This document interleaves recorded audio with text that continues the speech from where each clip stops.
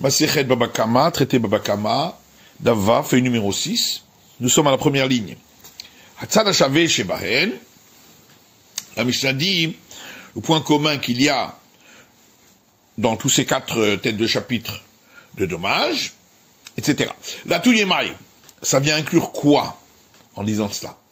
Marabaye et Abaye dit, la Touye Avno, Sakino, Masao, Shenichan, Berosh Gago, Venaflou, Berouach, Mitsuya, Beziku.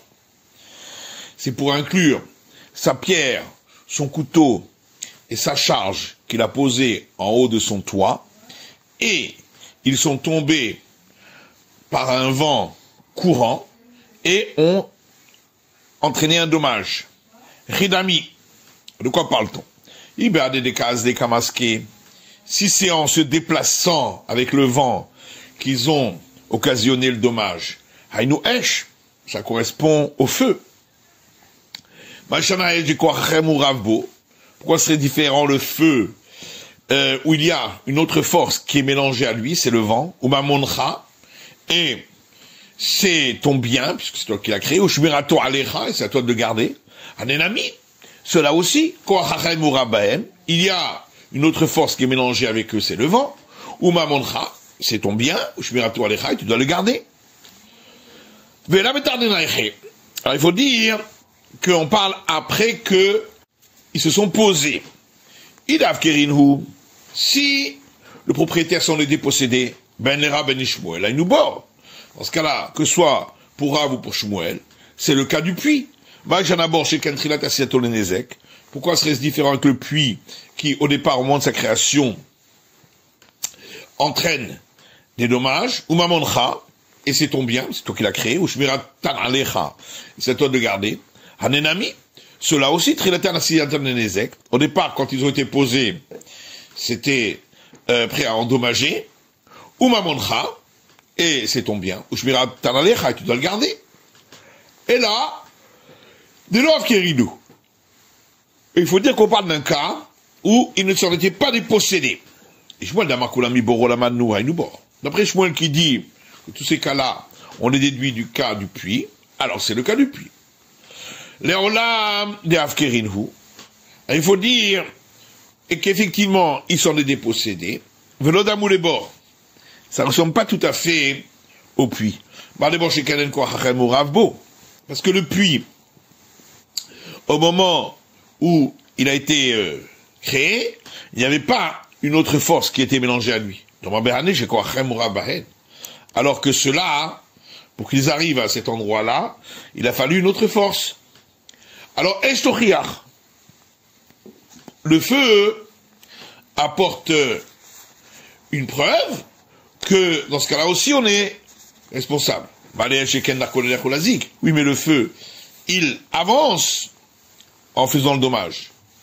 Bortochiach, alors on amène une preuve du puits. Et donc, on revient au début de la boucle et on apprend par le point commun des deux. Rava Amar, Rava lui dit, la tu es Boramid Galgel, Beragle Adam ou Ragle Behema. Le point commun est venu inclure un puits, donc un élément posé, qui a roulé en étant poussé par les pieds des hommes et les pieds des animaux.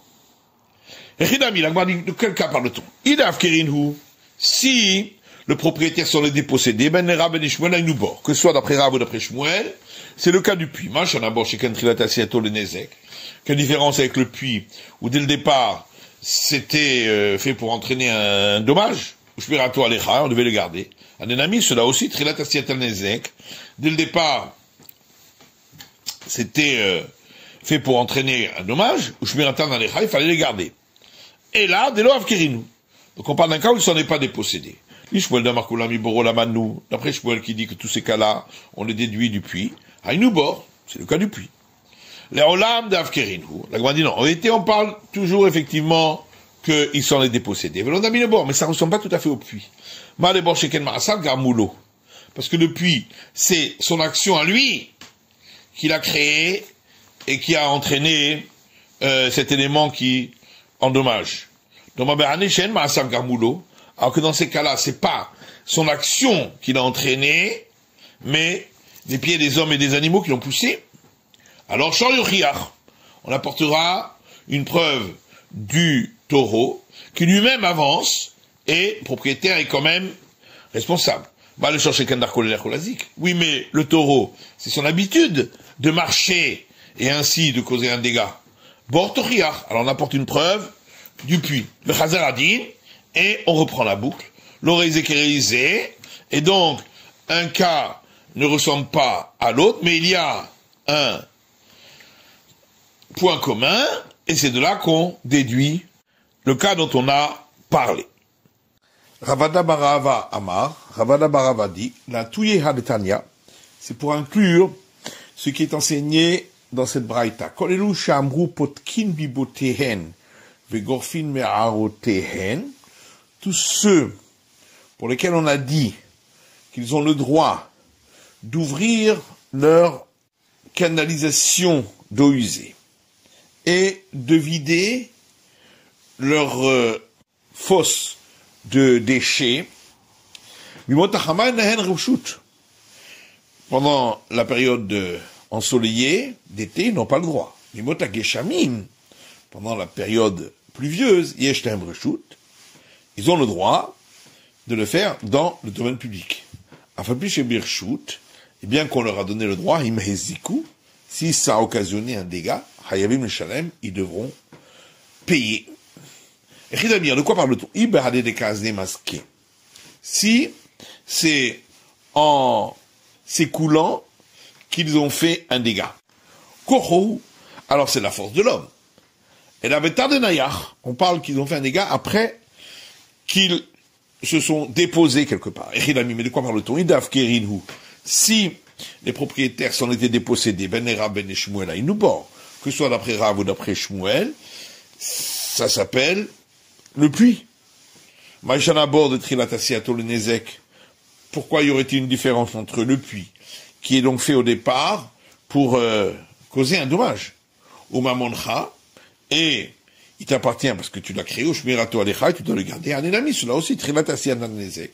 Au départ, ils sont voués à causer des dommages, ou Mamoncha, et c'est ton bien, au Shmirato Alecha, et tu dois le garder. Et là, de l'Oav Kerinu. Donc on parle d'un cas où ils ne s'en sont pas dépossédés. Shmuel d'Amarkolami Borolamanou, d'après Shmuel qui dit, tous ces cas-là sont déduits du cas du puits. Haïnoubor, donc c'est comme le puits. Les Olam de Avkerinu. En vérité, on parle qu'ils s'en sont dépossédés. Velodame les bords, mais ça ne ressemble pas au cas du puits. Il y en a d'abord chez l'eau Birchut. Parce que le puits a été creusé sans autorisation. Thomas Behane de Birchut. Alors que dans ces cas-là, c'était, comme on l'a dit, avec autorisation. Shor Yochiach. Alors, on va apporter une preuve du taureau qui a l'autorisation de marcher dans le domaine public, et malgré tout, on est responsable s'il cause un dégât. Oui, mais le taureau, c'est habituel pour lui d'avancer, et ainsi il a provoqué un dégât. Bon, Tochiach, on apporte une preuve du puits qui, lui, n'avance pas. Le Chazaradin, et donc on reprend la boucle. Et donc on apprend du point commun entre ces cas. Ravina Amar, Ravina dit la Atouye Haditnan, c'est pour inclure ce qui a été enseigné dans une Mishnah. À Kotel Vailan, chez Nafoul Rabim, un mur et un arbre qui sont tombés dans le domaine public, Veiziku, et ont causé un dommage. Patoum et le Shalem, il est dispensé de payer, parce que c'est un cas de force majeure, il ne pouvait pas savoir qu'ils allaient tomber. Dans tout l'Osman, la coûte cette Aïlan, l'histoire est à côté. Par contre, si on lui avait donné un délai pour couper l'arbre ou détruire le mur, Nafal Betoch Hazman, et ils sont tombés pendant le délai, Veiziku, et ont causé un dégât pas tour, dans ce cas-là, il est dispensé de payer, la Hazman, mais si c'est après le délai, Chayav, il devra payer. Rinami, et de quel cas parlons-nous? Idav Kera, si il s'en est dépossédé, après que c'est tombé. Ben Nera ben Ishmuel, il nous bord, que ce soit d'après Rav ou d'après Shmuel, ça s'appelle le puits. Pourquoi y aurait-il une différence entre le puits qui cause souvent un dégât et tu dois le garder? Cela aussi, le dégât est courant et tu dois les garder. Idelav Kerinu. Et si il ne s'en était pas dépossédé, d'après Shmuel qui dit que tous ces cas-là sont déduits du cas du puits. Alors c'est comme le cas du puits. Le Olam de Avkerinu, en vérité, on parle du cas où il s'en était dépossédé. Velodami le bord. Ça ne ressemble pas au cas du puits. Mais d'abord, chez Kentrilat Asiato le Nezek.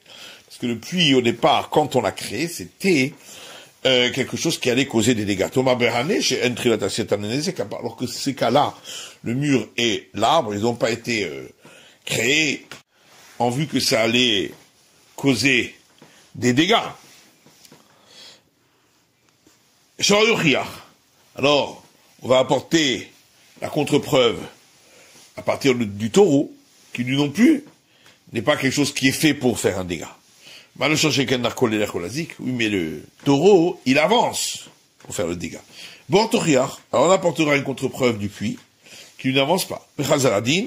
Et donc, on reprend la boucle et on apprendra du point commun entre les deux cas. Que chez Ezik Rabamazik, et la Mishnah termine en disant, lorsqu'il y a eu dégâts, le propriétaire de ce bien qui a causé le dégât doit payer. Havamazik, pourquoi c'est marqué Havamazik? Hayavamazik Baye. On aurait dû dire en hébreu, Hayav, il a l'obligation de payer.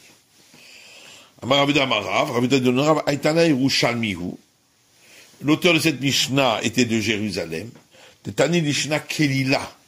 Il parle un langage abrégé. Et donc, la Mishnah dit, il doit payer le paiement du dégât avec le meilleur de la terre. Et la Gemara dit, Tanou Rabbanan, le sage ancien dans une braïta. Le verset dit dans l'Exode, Metav Sadehu, Metav Karmo Yeshalem, le meilleur de son champ, le meilleur de sa vigne, il payera. Metav Sadehu Shel Nizak ou Metav Karmo Shel Nizak. C'est le meilleur du champ de celui qui a été endommagé et le meilleur de la vigne de celui qui a été endommagé. Livré Rabbi Ishmael, c'est la vie de Rabbi Ishmael. Rabbi Akiva Omer, Rabbi Akiva dit, le verset n'est venu que dire que on encaisse de l'endommageur du meilleur de ses champs. Le Kalvachomer le Hekdesh, et à plus forte raison pour le domaine sanctifié. Et l'Agmara demande, Rabbi Ishmael, d'après Rabbi Ishmael, s'il a mangé d'un champ qui donne des fruits de bonne qualité, alors il paye des fruits de bonne qualité. Mais s'il a mangé des fruits de mauvaise qualité, est-ce qu'il doit payer de bonne qualité? Ravidi Baravin dit, ici on parle, du cas où le taureau a mangé une parcelle parmi d'autres parcelles. On ne sait pas si celle qu'il a mangé donnait des fruits de bonne qualité ou de mauvaise qualité. Il paiera des fruits de bonne qualité. C'est ça que le verset vient nous apprendre. Si on savait qu'il n'avait mangé que des fruits de mauvaise qualité, il n'aurait payé que des fruits de mauvaise qualité. Alors maintenant qu'on ne sait pas s'il a mangé des fruits de mauvaise qualité ou de bonne qualité, on va lui demander de payer des fruits de bonne qualité. Au contraire, c'est celui qui veut faire sortir le paiement d'un autre qui doit apporter une preuve qu'il doit payer un montant supplémentaire. Et là, Amar Ravacha bar Yaakov, c'est pourquoi Ravacha bar Yaakov dit, ici de quoi parlons-nous, que quand Shaita Edit de Nizak Keziburit de Mazik, que le meilleur champ de l'endommagé était au même niveau que le moins bon champ de l'endommageur. Ou bien appliqué, c'est de ça qu'on parle. Rabbi Shmuel ça va, Rabbi Nizak Shaimina. Rabbi Shmuel dit, on fait l'évaluation par rapport à celui qui a été endommagé, donc il doit payer un champ qui équivaut au meilleur de celui qui a été endommagé. Mais Rabbi Akiva ça va, alors que Rabbi Akiva pense, mais des mazik shaiminan. On évalue par rapport au champ de l'endommageur. Maïtama de Rabbi Ishmael, quelle est la raison de l'opinion de Rabbi Ishmael? C'est écrit le terme champ à la fin du passage, quand on parle du paiement. Et c'est écrit aussi le terme champ au début du passage, quand on parle du taureau qui est entré dans le champ de l'autre. De la même manière que le champ dont on parle au début, c'est celui de l'endommagé. Également le champ dont on parle à la fin quand on dit qu'il doit payer du meilleur des champs, il s'agit par rapport au champ de l'endommagé. Rabbi Akiva metav sadehu, metav karmo et shalem. Alors que Rabbi Akiva dit, c'est écrit, le meilleur de son champ et le meilleur de sa vigne, il payera. Derrière des karmo et shalem, donc c'est par rapport à celui qui paye. Rabbi Shmuel, alors que Rabbi Shmuel lui dit, un exerachava vers un ekra. On utilise la similitude des termes dont on a parlé, et on utilise également le verset qui vient d'être apporté. Un exerachava, on utilise la similitude des termes qui décamina, comme on a dit, pour dire qu'on paye du meilleur des champs par rapport au champ de celui qui a été endommagé. Ahanekra, et on utilise le verset qui, comme disait le Mazik Haïdit de Zibourit, dans le cas où l'endommageur avait un champ de très bonne qualité et un champ de mauvaise qualité. Veridit Isaac, et celui qui a été endommagé avait un champ de très bonne qualité. Zibourit de Mazik, le Shavia qui a dit de Isaac. Et le champ de la moins bonne qualité de l'endommageur ne valait pas celui de la meilleure qualité de l'endommagé. Le Meshalem Mimetav d'idée. Il paiera par rapport au meilleur champ à lui. De l'Omatsi à Marley, il ne pourra pas lui dire Ta'ad Gabé Zibourit, viens prendre du champ de la moins bonne qualité. Et la Gabé Mimetav, on lui demandera de payer du meilleur. Rabbi Akiva Omer, Loba Katouve la Ligvot Linzakim Naidin, Vekal Vachomer la Hekdesh. On a vu que Rabbi Akiva dit, le verset est venu dire que le fait qu'il doit payer du meilleur pour les dommages, et à plus forte raison pour le domaine consacré. Michael Vachomer la Hekdesh, qu'est-ce que ça veut dire à plus forte raison pour le domaine consacré? Il est Madenagar Torah Didan et Torah de Hekdesh. Si on parle d'un cas où un taureau à nous a encore né un taureau du sanctifié, ce cas-là a été exclu, puisque le verset dit le taureau de son prochain. Donc on exclut le taureau du sanctifié, on ne doit pas payer. Et là, le Omer mais c'est pour le cas de celui qui dit je prends le vœu sur moi d'apporter la somme d'un mané pour l'intendance du temple.